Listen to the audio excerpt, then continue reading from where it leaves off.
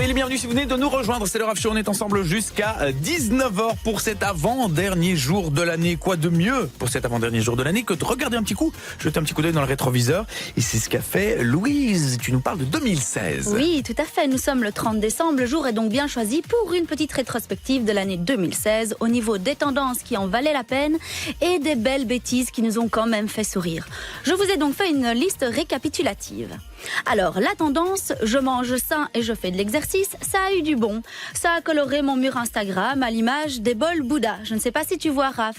Donc, ce sont ces assiettes qui arrivent à te donner envie de manger des choux de Bruxelles, du brocoli et des bêtes en même temps parce qu'ils sont superbement disposés en arc-en-ciel. Autre tendance, le Hugues danois. Je vous en ai déjà parlé sur les ondes de Pure FM, mais rien de tel que le rappeler.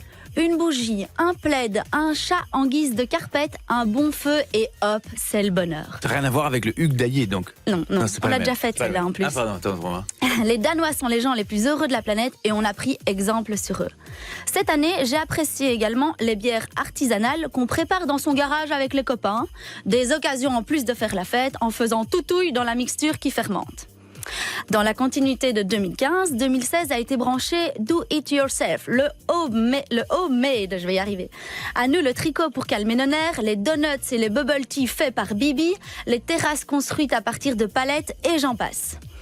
Un autre phénomène que j'ai adoré et qui a débuté en Belgique avant de s'étendre dans plusieurs villes européennes, ce sont les chasseurs de livres. Le principe, c'était de déposer un livre dans un endroit public et de poster la photo sur Facebook. Et il y en a eu des livres échangés. Bravo à tous, je vous félicite. Autre tendance, mais qui s'ancre vraiment en 2016, c'est la Moon Cup. 2017 marquera son sacre.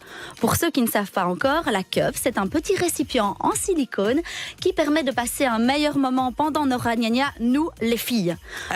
Oui. Je vous conseille d'ailleurs un super livre pour que vous y voyiez un peu plus clair. Ça s'appelle Ragnagna, une histoire sanglante. C'est écrit par Julie Gred et c'est publié aux éditions Jourdan Pixel. Girls Power! D'ailleurs, en parlant de livres, pas mal d'hommes politiques européens ont écrit leur autobiographie cette année. Mais nous avons aussi eu droit en avril à celle de Nabila. Alors j'espère que 2017 calmera ses ardeurs à ce niveau-là. Please. Alors continuons les tendances et évidemment je me dois de vous citer le mannequin challenge. Mais à moins que vous ne viviez sous terre depuis quelques mois, vous savez très bien ce que c'est et j'aurais l'air ridicule de vous expliquer, donc je ne vous dirai rien. À noter aussi l'apparition en 2016 d'un nouveau métier, celui de community manager. En d'autres termes, c'est le mec qui va être payé pour passer sa vie sur Facebook et Twitter, c'est plutôt sympa. 2016 nous a aussi fait trembler avec un Trump inattendu et en Belgique, le débat super surréaliste des de Cristal. Ma maman ne veut pas que je dise le mot couille à la radio. Et en vrac, d'autres tendances, le Pokémon Go évidemment, les licornes, les flamants roses, les cactus, les ananas. Star Wars aussi est revenu en force, ainsi que notre cher Harry. Le gin, ça c'est pour mon plus grand plaisir. Les burgers sushi, le Ab Crack Challenge, ça j'adhère pas du tout. C'est le trou que les abdos des mannequins bonasses ont. Je sais pas si vous voyez entre leurs abdos, pas grave, moi je trouve ça moche. Le filtre chien sur Snapchat et j'en passe. Donc après tout ceci, j'ai juste deux mots à vous dire. Vivement 2017, hashtag le monde est fou.